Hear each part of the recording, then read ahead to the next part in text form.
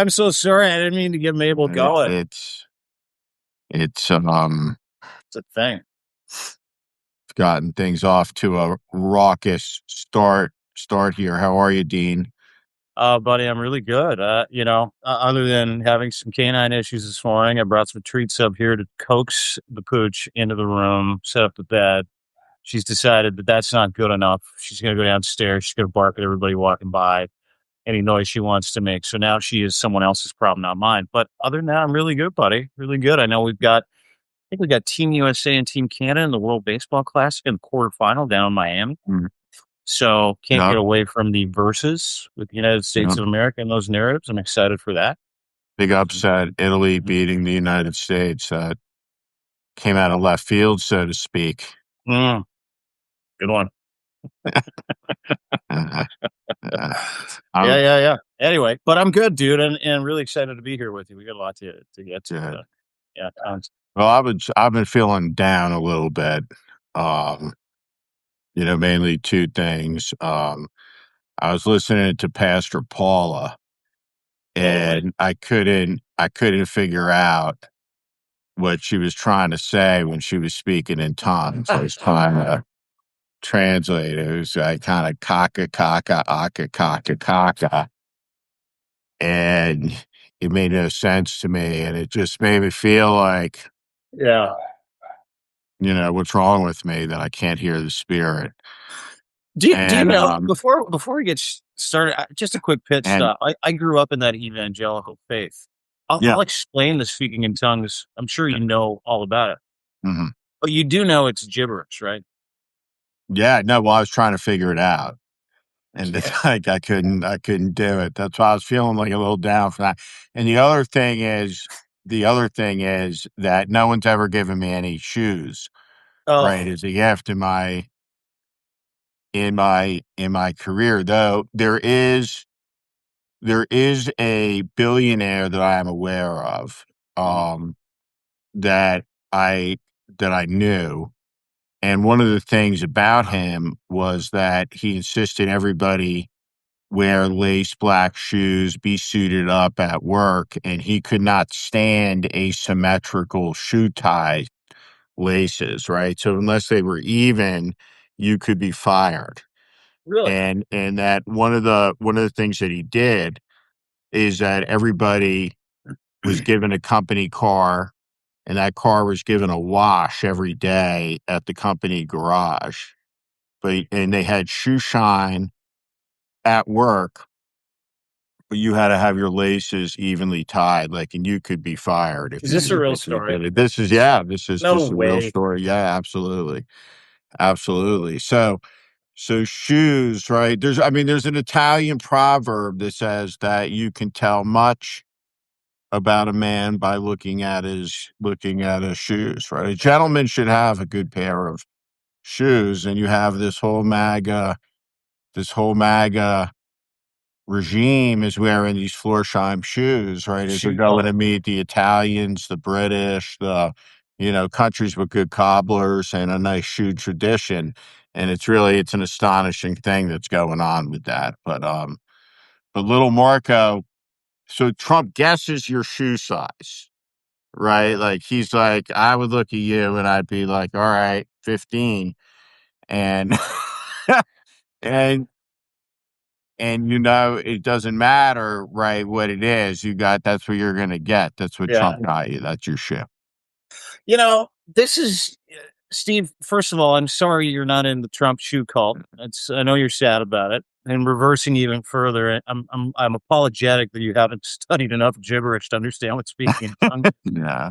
But let's deal with the shoe issue because there are stories around the regime that lay outside genocide, that lay outside fascism, that lay outside the main directives of the conversations that we have, right? This shoe story is one of them. Lindsey Graham's another one. We'll get to him in just a second. Donald Trump is forcing his cabinet, his cabinet, just the men, to wear a very specific, may I say, and I'm not a shoe guy, Steve, you're actually a lot of people who know this, Mr. Schmidt here. Steve Schmidt's a bit of a fashionista. He dresses Yeah. well. He's got nice clothes. He can wear the shit out of a great suit. Seen him in it at the State of the Swamp thing. I don't know if anybody saw Steve. He looked like $1 million. So he like I mean this easygoing Florida Keys outfit he's got on. It's he can do both. But you understand shoes, and you know that these shoes that Donald Trump is forcing his cabinet to wear, and they're all afraid not to wear them. Like they're all singularly petrified. Like they go, "Here's your shoe." Trump says, "Here's your shoe" to Marco Rubio. And everybody's like, "Dude, just put the fucking shoe on." And it's $145 shitty Florsheim shoe that looks like it's made from Naga hide or vinyl. and it's got and it's got the faux sheen on it, right? Yes, Like the yes, marching band shoe, right? yeah, So it's not. I mean, it's like a tuxedo shoe.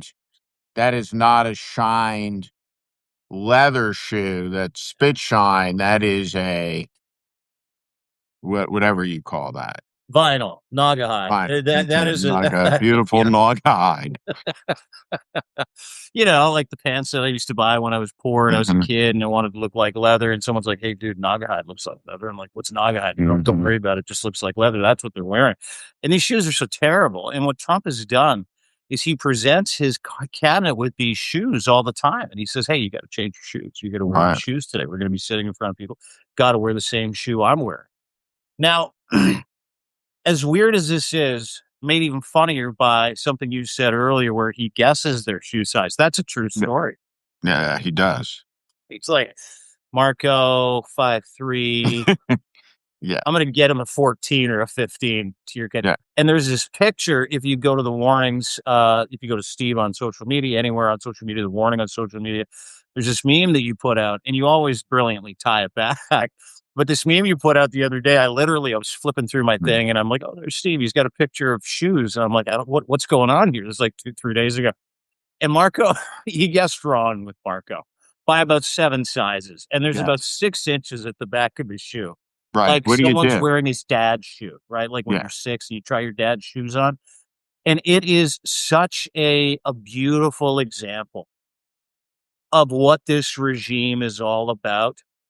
It is such a brilliant fucking visual that you and the people at the Save America movement put up that truly explains the performative nature and pardon my French, the ball licking of every sycophantic member of his cabinet, specifically the males in his cabinet.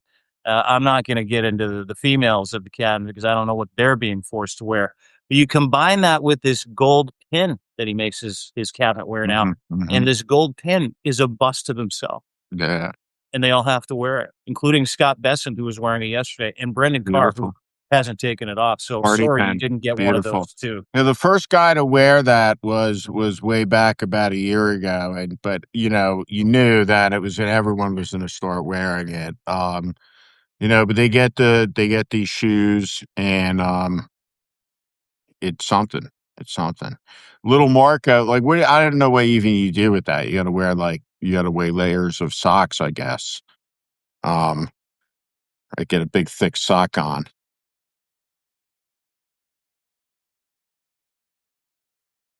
Uh oh, Dean Blundell is unstable here.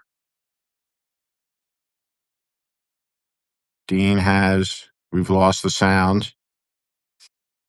Oh no. Dean had been talking about some new electronics he had gotten, some new sound capabilities, had made some representations even about the durability of these capabilities, but we'll see in a moment what happens as we wait on Dean Blundell. Can we hear him again? Cannot hear him. We want to be able to hear him for sure. Oh yeah. No. Mm-mm. No. No. Well, Dean, what do we do here? I think that we gotta get you back in here, I think.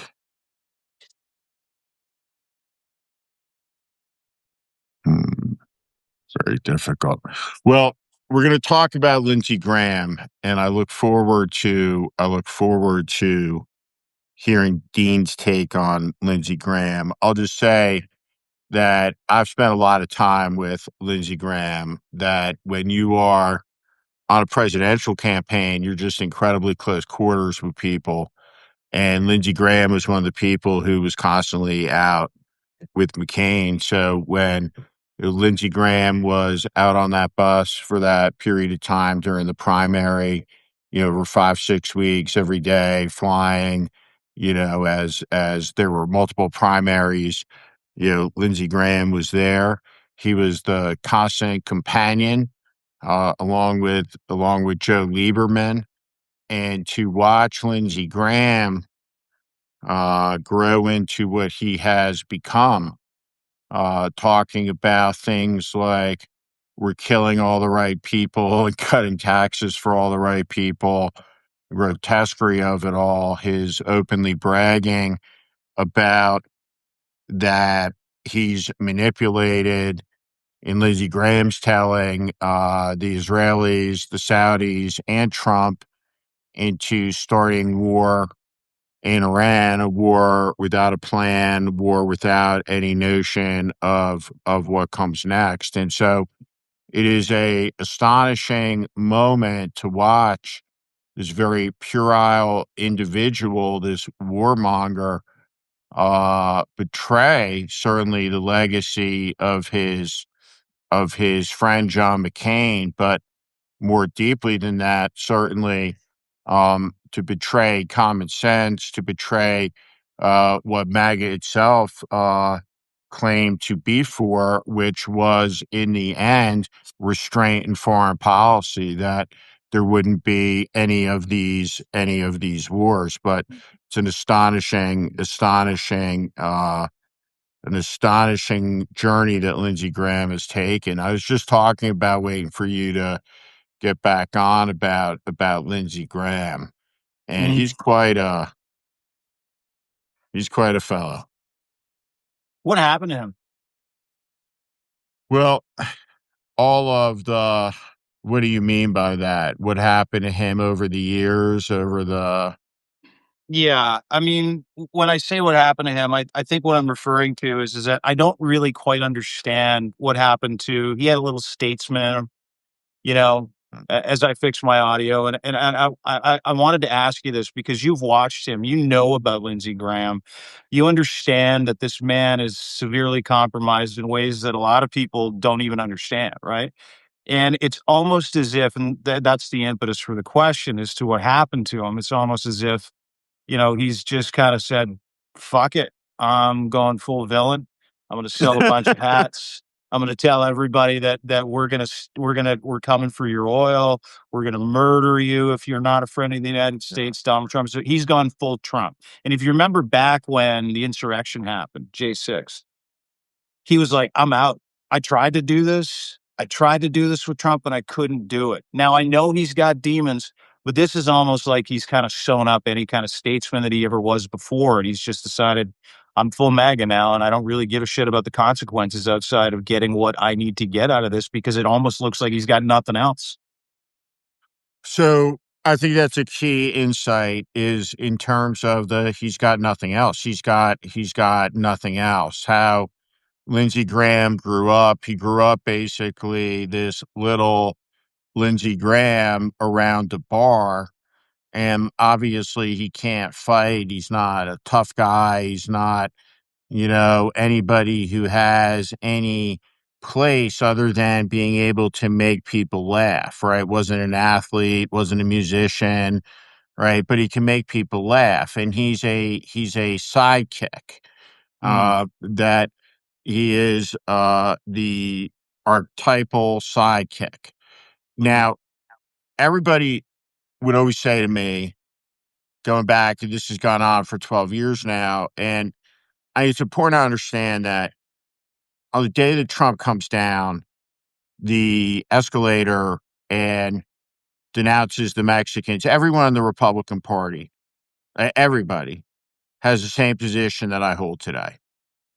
the point is that everyone abdicated what they were against to be for, choosing the wrong over the right for expediency, for power, and has put their party, their reputations, and all of it into this permanent downward spiral into the abyss. And so Lindsey Graham, you look at Lindsey Graham, what is Lindsey Graham? Right? Yeah. Lindsey Graham has no other attachments in life beyond politics.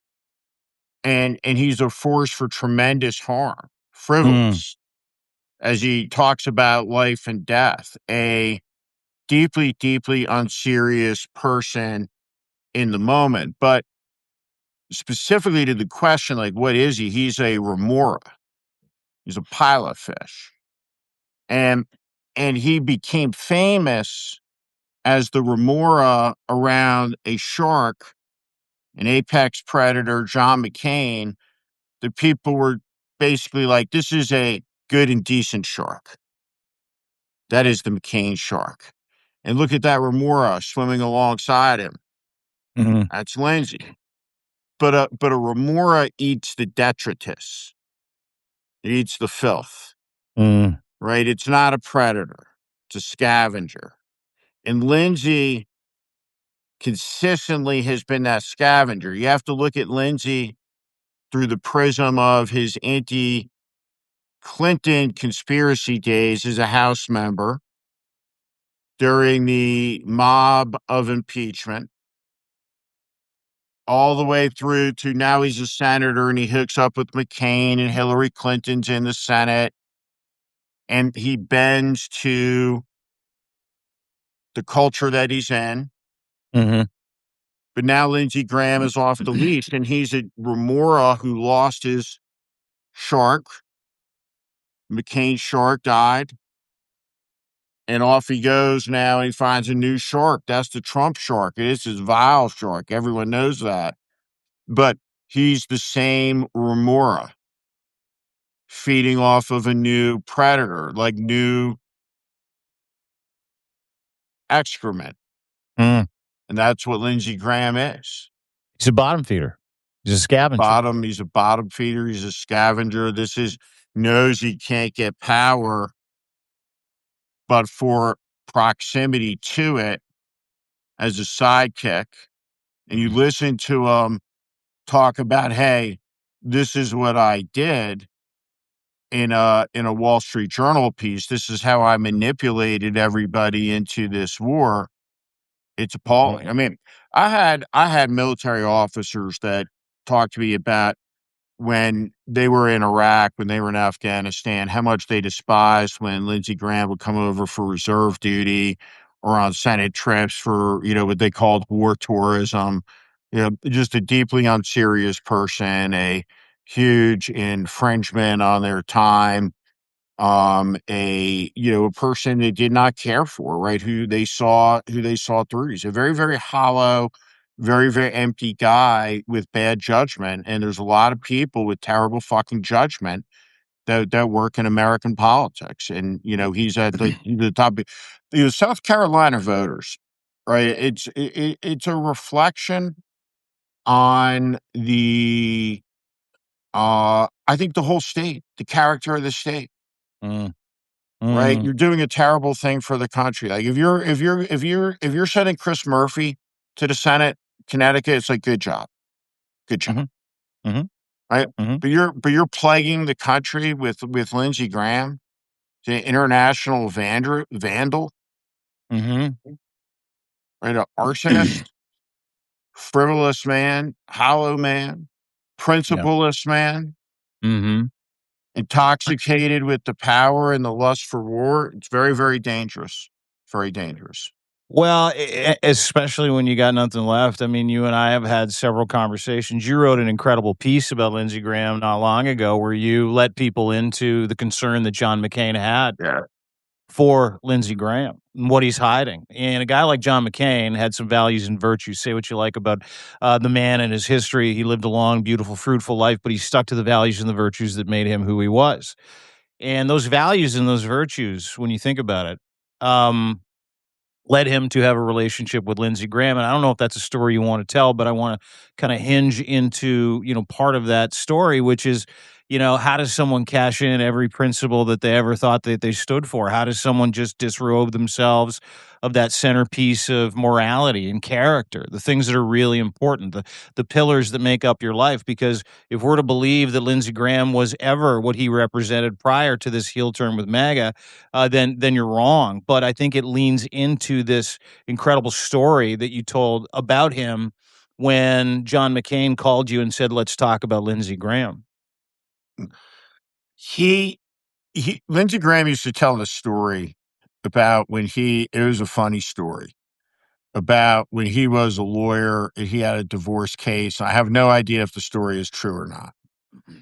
But so far as the story goes, it was that the couple was fighting over an Elvis portrait. And that was the final issue before they could get divorced. And it got very heated about who was going to get this portrait of Elvis. And Lindsay drove out somewhere from wherever he was to get a portrait of Elvis from some Nashville type place, whether it was Memphis or Nashville, but he drove from South Carolina a ways. He got another portrait and he solved the divorce. And Lindsey Graham is, in his essence, whatever makes people tick, right? There are some people that just their passion is sports, but you can go off the deep end on anything. Mhm. And Lindsey Graham's thing is politics. And Lindsey Graham is not a person who approaches politics as in the prism of, I got to run because I got to put a stop to something, or I got to run because I got to put a stop to something and we got to do something. Right? He's running for a life No duty. of relevance, no duty, utterly detached from any type of duty or purpose beyond longevity, Mhm. right? Beyond the idea. There's no doubt that he would love to be in there like Strom Thurmond was at 102, 104 years old, right? And that's Lindsey Graham. And so South Carolina voters, have to make a decision in that race, but he's a plague on the country, he's a plague on the world. John McCain would be appalled by him, Why? appalled by him. Well, he would be appalled by the warmongering, by the Mm. frivolousness of it, by his attachment to the indecency and dishonor of Trump. McCain hated a bully. Mm.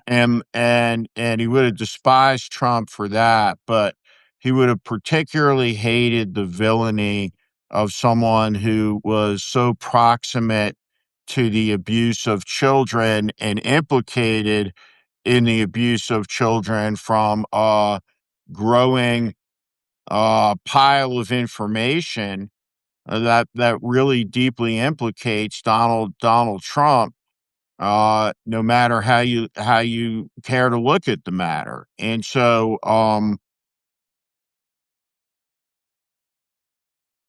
think he'd be appalled.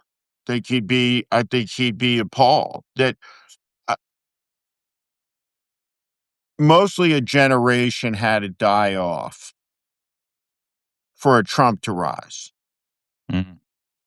Right, the generation of Inouye and Dole and those none of this, and Tom Lantos, none of this could have happened when all Moynihan, when Mhm. all those people were John Glenn, when those people were alive.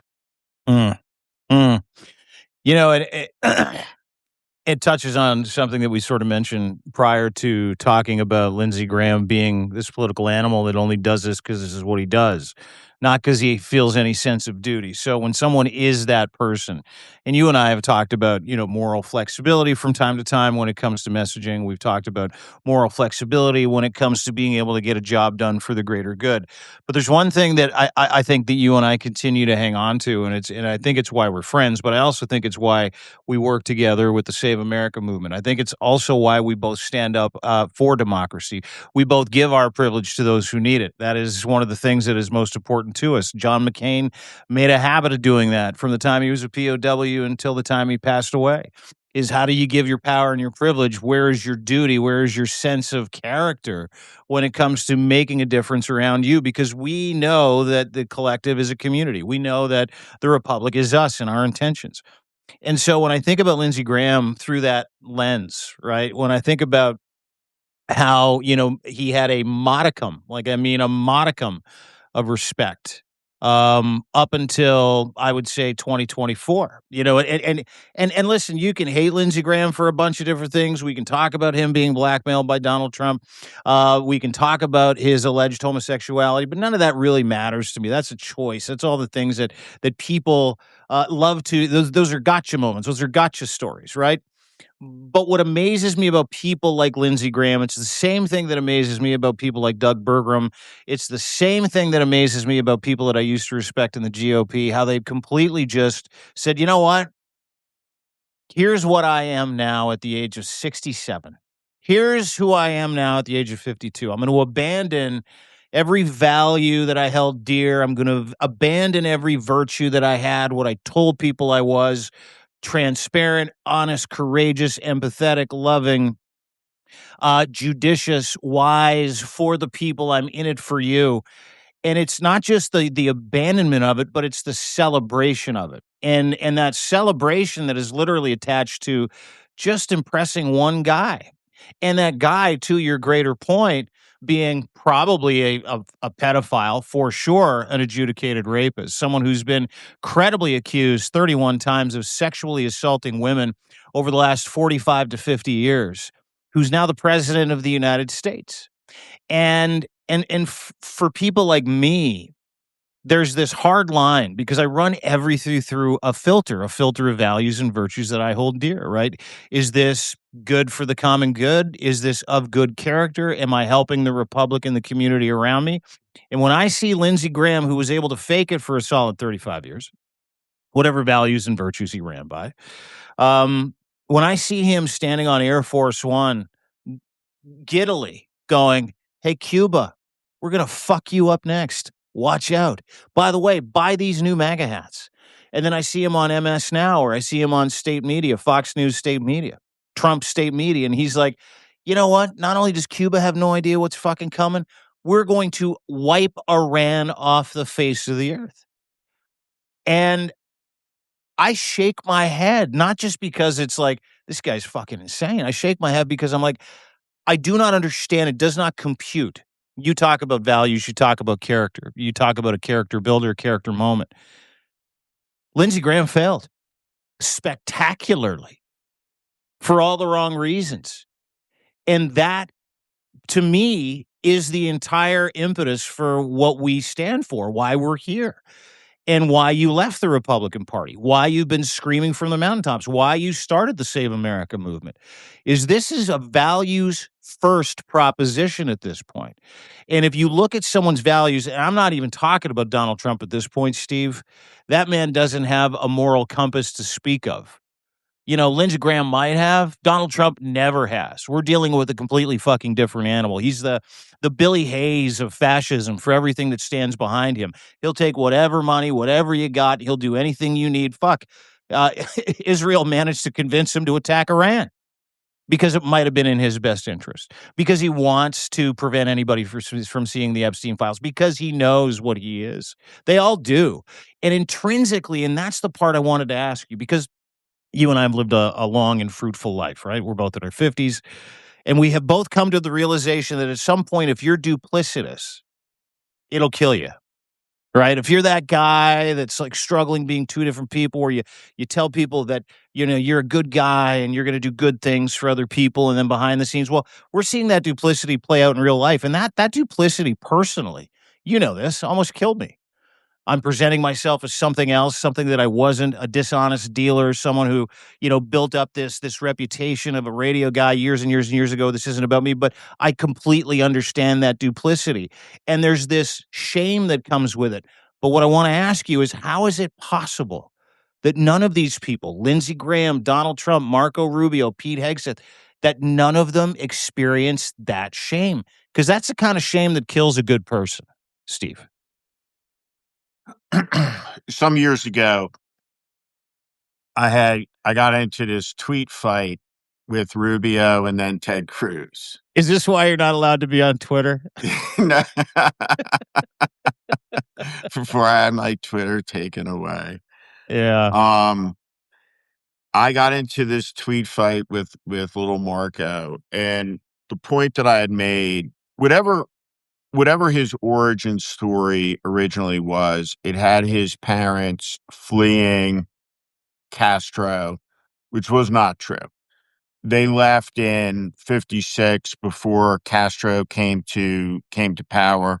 They were economic refugees. But the point I made, I said that if Marco Rubio in Cuba in 1959, he'd be a guy dressed up in olive drab carrying Castro's coat. That's who he'd be.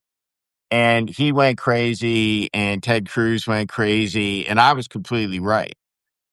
That, that he was exactly who I years ago, right, said this 2021, 22 was who I said he was.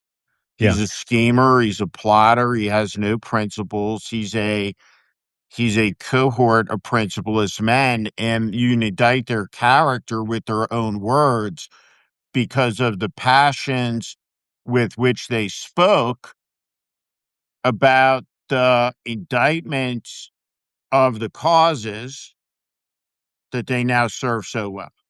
And so Mm, we have to appreciate who all of them are, not through the passion of our judgments, but theirs.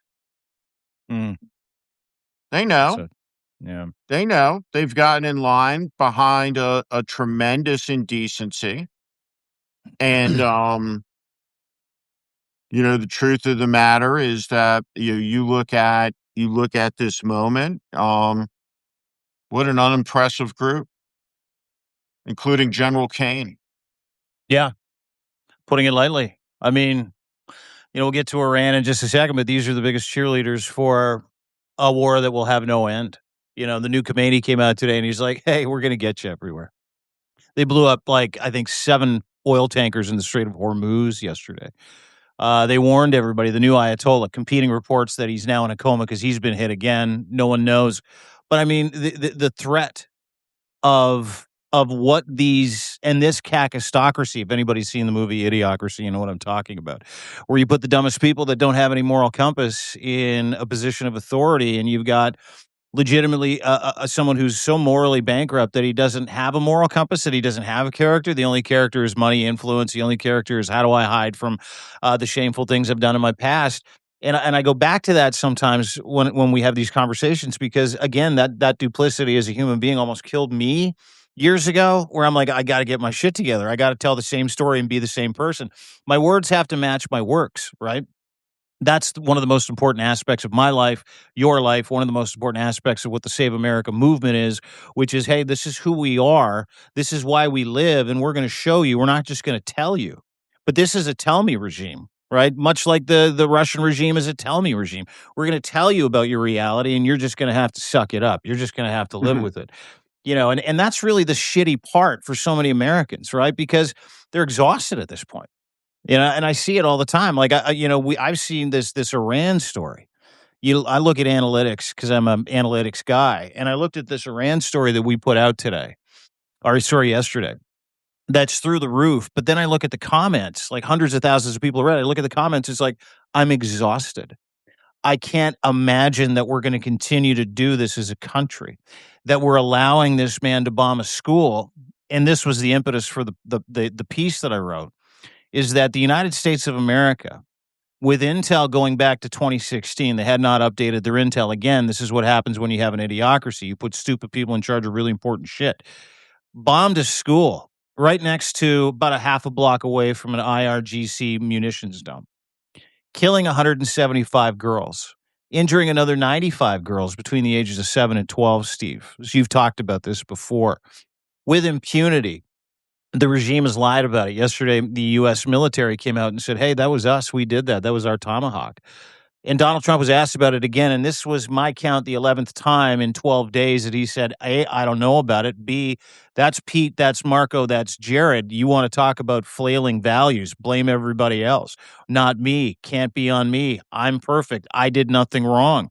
And then yesterday, again on the White House lawn, so dismissive of the murder of 175 innocent school children's souls.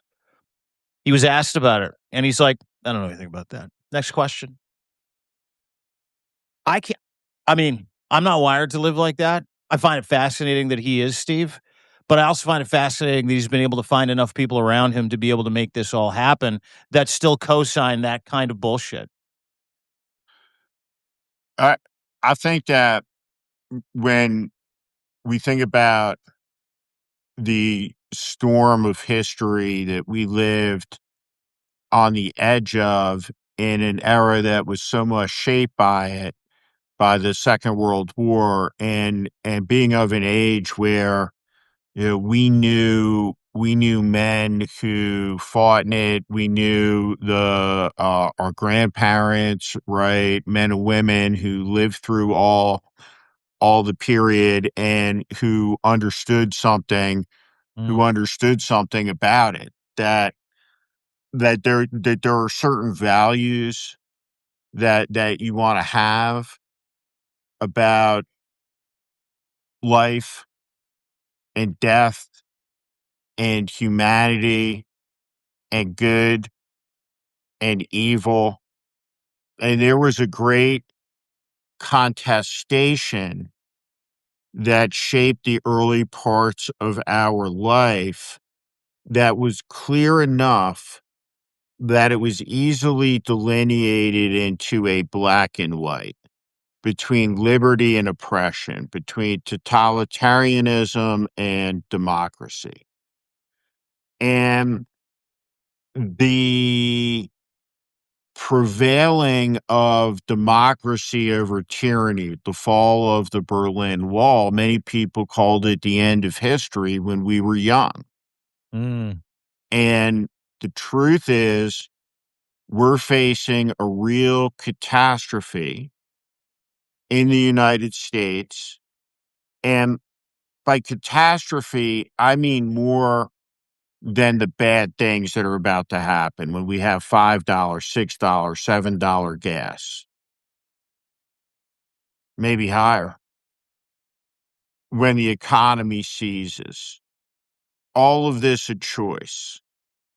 And so the American people don't get to say they're exhausted, right? The American people have to say, we have to clean this up, right? Maybe providentially, this is a test in our 250th year, right? Some type of cosmic drama imposed on a indifferent and grateful people, Mm. Mm. right? Like you deserve it? That's the old Churchill saw, right? You get the government you deserve Yeah. in a democracy. Yeah.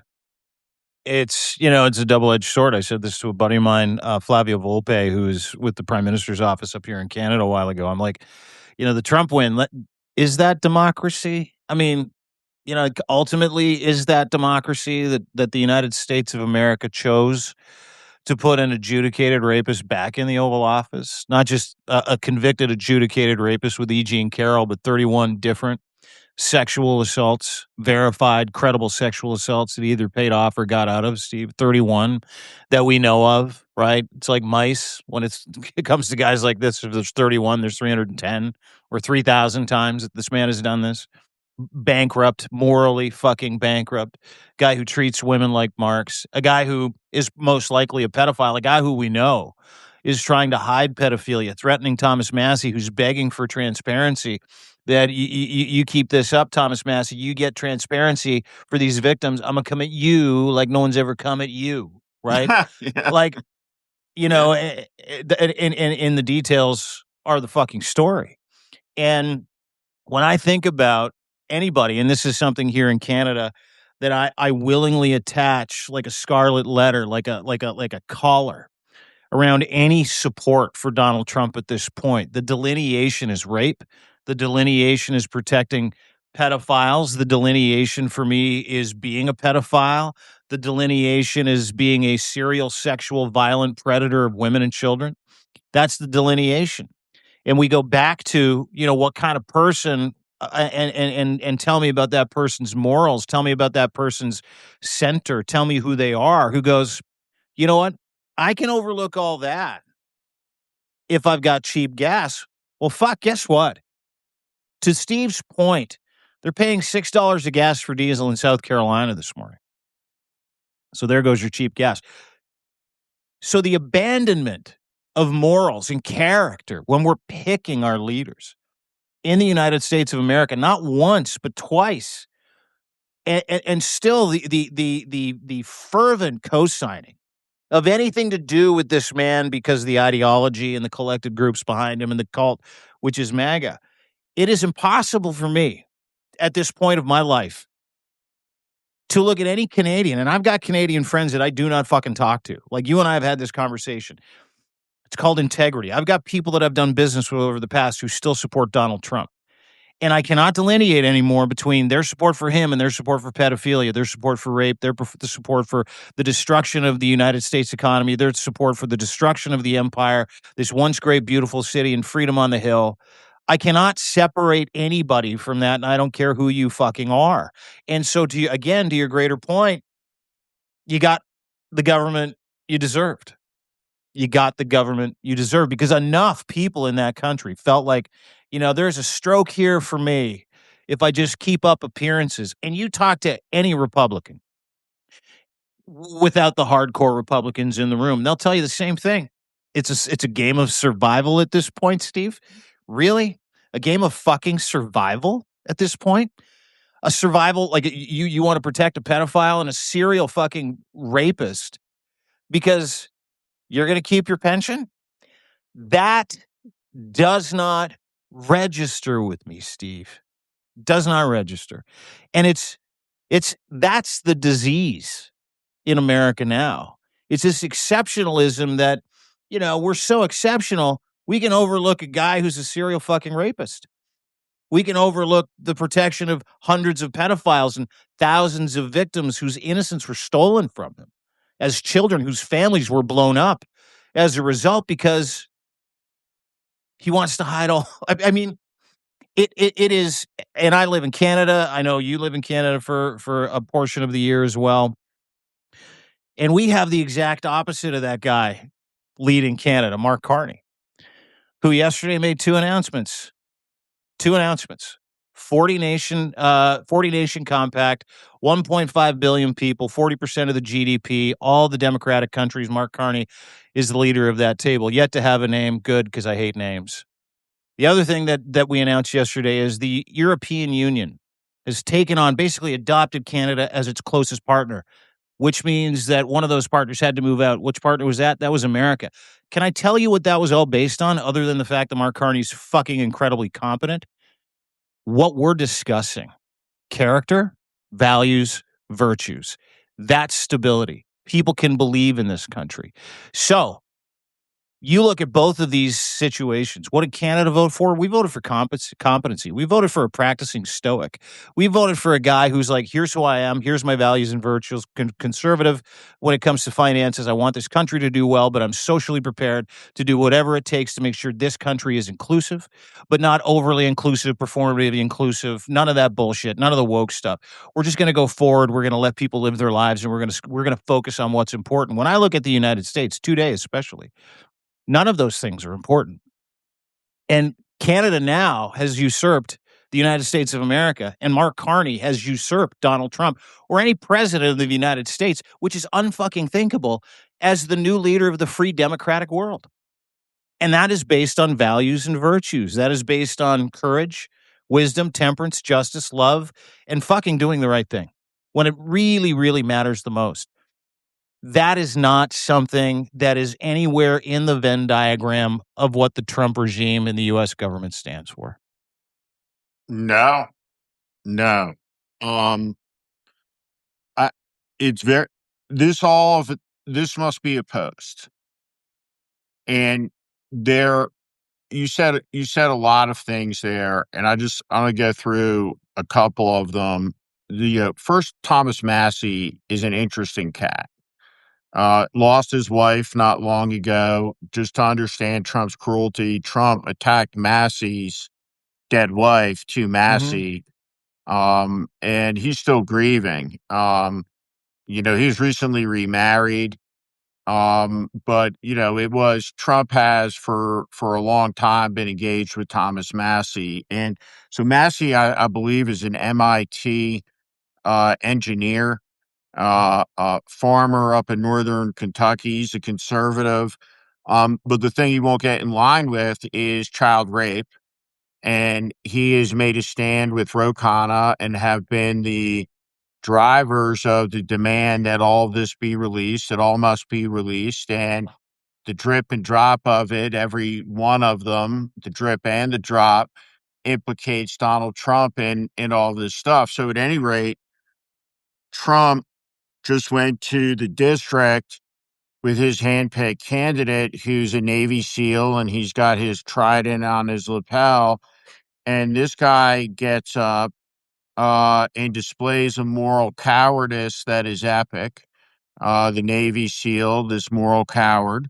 Um, and he says things that are profoundly stupid, like, I'm here uh, to make a stand against the ladies of The View. I stand with Trump, fight, fight, fight, and just pure idiocy. And you look at the background and you see the crowd there, and what you're talking about, someone at some level, right? For the first time in my life, I'm like, I don't necessarily want to be in a country with these people. Right? I want to, these are my fellow citizens. Like, what? Like, and I don't recognize them. they're all from the welfare states, all from the Mhm. taker states. We don't talk enough about that. Mhm. Right, which states that, are the economic engine of the country, and which states take the resources of the economic engine of the country. What are the provider states and what are the taker states? They all have something in common, right? The taker states all have Lindsey Grahams as senators, right? But at any rate, right, beyond that, it's just despicable. And it's a character test, right? It's a character test for a community.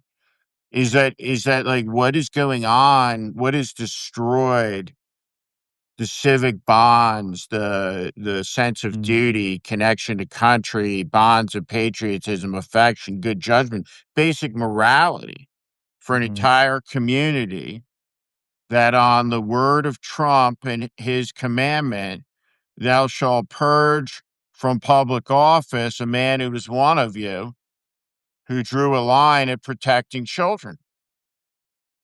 Right, so I don't know how to dissociate from a judgment perspective, right, at the 12th year of this, right? So I suppose, and this is why temperamentally I'd be a bad office holder, right? Is at the end of the day, um, what we have to be for is a politics not of retribution, but of accountability. Right, so this doesn't ever happen again, and we need not have empty victories. We have to have people who win elections, who are going to do serious oversight and get to the bottom of everything. Christy Nome, you just read the stories, for example, in the Daily Beast alone. Right, it's very lonely outside the gate. They're all turning on her, and they're all going to be outside the gate at some point. We're going to find out everything that happened. Mhm. All of these people.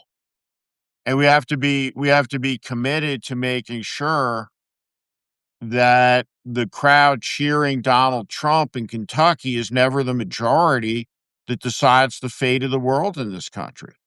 Mm. Right. And so that to me, right, I don't know how you evade something, right, that we're gonna have to talk about. And people don't like talking about the past and looking backwards. But if Kamala Harris runs for president, we got to talk about Biden in 2024.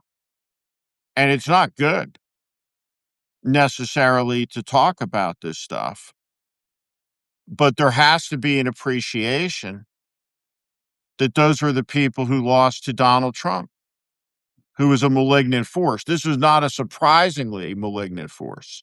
This is a Well said. predictably malignant force who, even if you understood this was going to be a catastrophe, the emotional shock and awe of experiencing it day to day is different.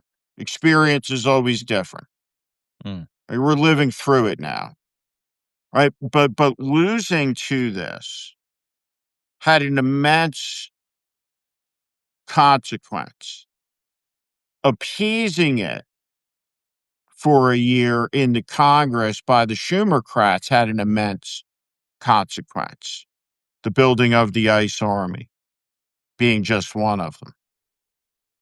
And so going forward, all of this has to be brought to heel. Mhm. And the obvious things have to be done so we can talk seriously about the reforms that have to be done. One of them is that we need to expand the size of the House of Representatives to about 650 to 675 seats. And this will shrink the number of districts, and it will hopefully be accompanied by limitations on the ability to gerrymander those districts and to draw the lines. We need to end constitutionally or otherwise a system where the politicians pick their voters. Mm-hmm. Has a terrible consequence. We have to put constitutional delineations on corporate financing of elections and billionaire financing and free speech. We have to figure that out in a manner consistent with the First Amendment. But 20% of every dollar now spent on politics is spent by a billionaire in the United States. And they're an incredibly small percentage of the population, but an outsized part of the voice. And they've become transgressive in their greed. And so the Democratic Party has to be a party that stands up and says we have to take power back in the name of the American people from a gathering of that power in too few hands, like Mark Zuckerberg's hands. Elon Musk. And Elon Musk's hands. And the AI guy's hands. Mm-hmm. And so on, and so on, and so on. And so these media companies will need to be broken up. These big tech companies will need to be broken up, and they'll need to lose their immunizations from being able to be sued for the tremendous harm they've done in the society at some level. What they are the cigarette companies of the modern age. Mm. And we have to get a lasso around all of it before we get into the AI aspect of this. We're going to have millions of people praying to AI gods and speaking to AI therapists, telling them to kill themselves. Right? We already do. Right? Not good at any stretch of the imagination. Not good. No. And you know what? It's funny because every time I talk to you, you get a little more context for why you're in this mess, why America is America or that America, the difference between MAG Americans and better America. And there's so many more of you, right? You know, there's so many more people that did not vote for this and anybody who still supports it. You know, and I think in there, you know, you find a little bit of hope as a Canadian, you know, as someone who, you know, to quote my friend Soren at the No Words March when we went with the Save America group, Malcolm Nance, Ken Harbaugh, Denver Riggleman, who said, I want my big brother back. Canadians feel the same way, right? The misrepresentation of those values that were so closely held to our own. Something's got to change. And here in Canada, you're doing electoral reform. We're now starting to talk about that too. We just passed a bill called Bill C9, which means, hey, you incite hate speech, someone gets hurt for it, you're going to get fucking criminally charged. That just passed yesterday. How is that being passed off by MAGA and Maple MAGA? Censorship.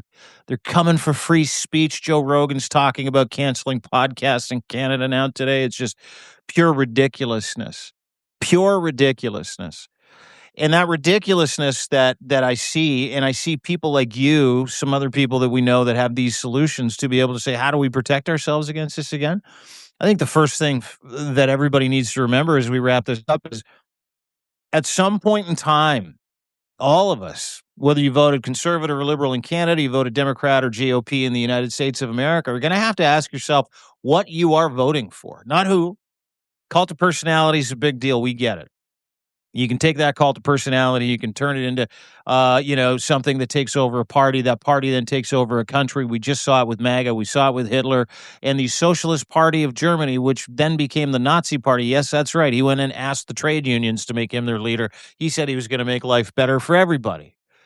But we have to start asking ourselves, what are they wrapping that cult of personality in? And I think about core competency when I think about leadership at this point, Steve, right? And that core competency always comes down to the character of the individual that you are giving your agency to. When you give a vote, when you cast your vote, when you say, that's who I'm going to support, that's who I'm going to actually send money to on a monthly basis. If you're sending money to somebody who says, hey, listen, this is your last chance to get the Trump gold watch, and by the way, this might keep me out of prison for the rest of my life, you're sending money to the wrong person. You're supporting the wrong impetus for whatever it is. And that is the fucking amazing thing about the United States of America. And I see it all the time, and I'll say this, and then I'll shut up. But I see it all the time when I see a close-up of Donald Trump's face as he waltzes out of the Oval Office for some kind of presser on the White House lawn, where the makeup is even bigger, right? Where the hair is even more fucking bouffanted. And I'm like, oh, this is America. As a Canadian, that is what we've been taught that America is, which is this representation that is so unrealistic, so put on, so unreal.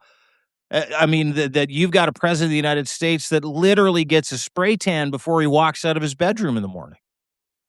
Just his face, though. Just his face. And that to me was like this aha moment. Our friend Aaron Rupar is now literally keeping track of how much more orange his face gets on a daily basis. How he uses face paint to cover up his hands and cover up this, what appears to be some kind of chemotherapy or shingles rash that he's got here on his neck. It's all performative. It's all made up. Those aren't values. Those aren't virtues. That's not leadership.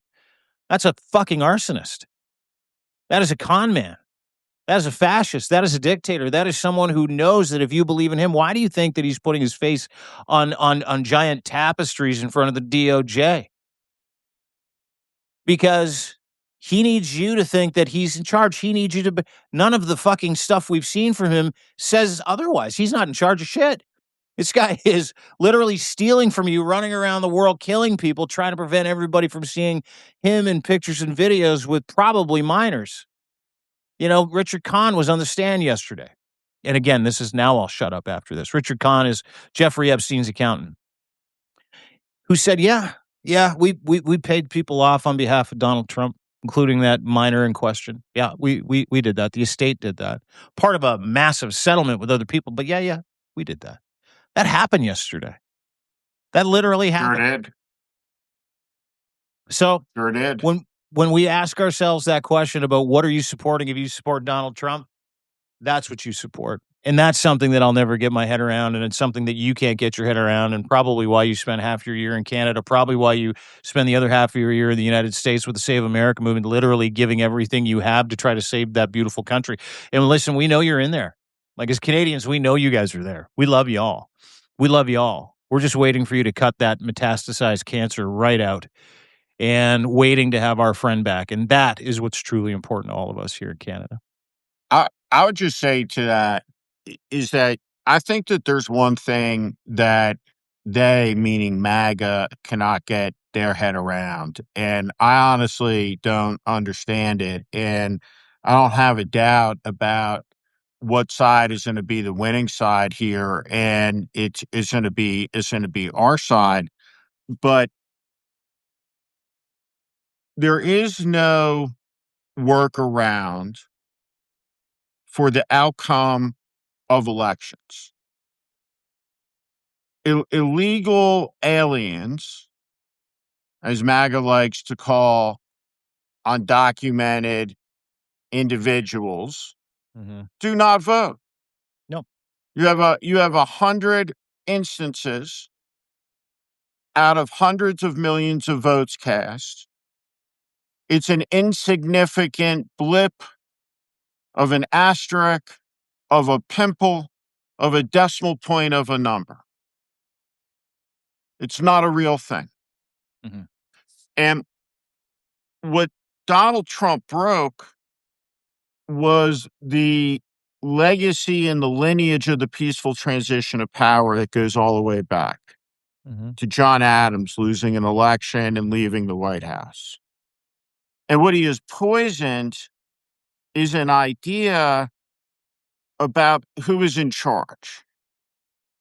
And as a result of that poisoning, we have seen conduct that is simply unimaginable not so long ago, but now is every day. Masked men. And we're told that they must wear those masks to be safe. From who? The mobster? The narco terrorist? No, from the soccer mom filming their misconduct. And so all of these attacks on liberty, all of it is that is happening. I think what MAGA needs to understand is that as their poll numbers fall, there is no place for any of us to back up. If you're a billionaire, life is going to look very different in 5 to 8 years for you. A lot of these companies are going to be broken up. You'll be richer than King Midas himself, but the days of empire building, the outsized influence, sitting at court at an inauguration, all over. And things have to be set to rebalance. And the job of government is to facilitate the happiness of the people, to create prosperity, opportunity, security. And what we see is a recklessness of judgment by a corrupt political class, the fruits of terrible decisions, the consequence come due because we have Donald Trump as president. We can't ever have this again. So you want to see Democrats, we'll start talking about this in the weeks ahead about that, what must be done. What are the hearings that must be held? Who are the people that must be held accountable at those hearings? We have to have a plan to find out about everything that's gone on in the name of the American people by MAGA, because it's been done in our name. Though at their whim, because it's been done in our name, when we put a check on this, we get to find out everything. That's the way it works. And that's a good place to end it, I think. I think so too. While you're on that process of finding shit out, if you find out how Kash Patel was able to hire Dana White to train FBI agents this morning, let me know. I just have to say one last thing about that guy. I knew it. That's what did it. Sorry.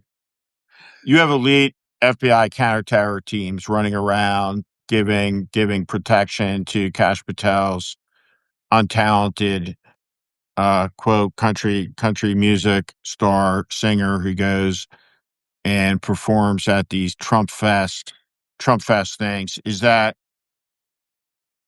And this is political advice for everyone running for president. It's free advice, so take it for what it's worth. But I think the mood of a lot of people in the Democratic Party, the great common denominator, is I think in line with what I'm going to say, which is I think people are looking for a candidate that's going to say that when I become president and I raise my hand and I take that oath of office, before I start giving the inaugural address, there's a pause that goes on for about 5 minutes because they have to do the song, play Hail to the Chief, and they do something called Ruffles and Flourishes. There's a 21 gun salute. And I'm going to have time to sign at least 10 executive orders. I'm going to tell you the first one I'm going to sign. Right? I'm going to sign 10 before I say a word. Right? But the very first one, I'm going to tell you right now what it's going to be. I'm going to fire Kash Patel. Right? And his office is going to be sealed. Yeah. Right? Before they even get to the song, even before they're done with the ruffles and flourishes, he'll be done. That fast. Right? And that's what the people are going to want. I think that's what Democrats are going to want to hear. You're just running for president right now. I mean, right. I've seen it about 400 times in this, where it's like, we need someone with the kind of impunity that Steve speaks and acts with to be the next president. And if you're telling me within the span of taking the order and the end of Ruffles and that would be it. Gone. Yeah. Gone. And he better be wheels down on that plane, because if that plane's in the air, it's turning back around to Andrews. He can take People's Express, the Trump shuttle home. Right? Take the Uber at the gate. Right? The Secret Service is gone. It's gone. It should be brutal. Brutal. I hope so. I fucking hope so. Because that's the kind of Schadenfreude, and a lot of people out there don't believe in this. But listen, when they go low, we go much lower. I think that's the point here. That's the compromise, right? That's what the compromise, right? That my wing, which is substantial inside the coalition, is saying to a lot of the progressives is we'll be for a lot of stuff we disagree with, but we got to do this. Like this is not negotiable and part of that coalition. Like letting them go, no, right, to fight another day. Yeah. No way. Right? There's no Ford Nixon moment here. Accountability. And I'll tell you right now, right, what we're talking about here are crimes. There's people assumed tremendous power and went on a crime spree. Right. And the crime spree continues no matter how much makeup they put on every day. It's the same people. It's the same people. Buddy, always good to catch up with you. Thank you so much for having me. Glad we figured out the audio only 5 to 7 minutes in. My apologies again, but always great to be on with you, Steve, as always. With you. And stay away from Mar-a-Lago face, everybody. Stay away from that out there. If you're a kid watching, it's no good. It's no good. No, there's no coming back from what Kristi Noem looks like now. Just letting you know. No, not good. Stay away. We'll talk about that and more next week. See you later, Dean. You got it, Steve. Thanks, pal. Bye-bye.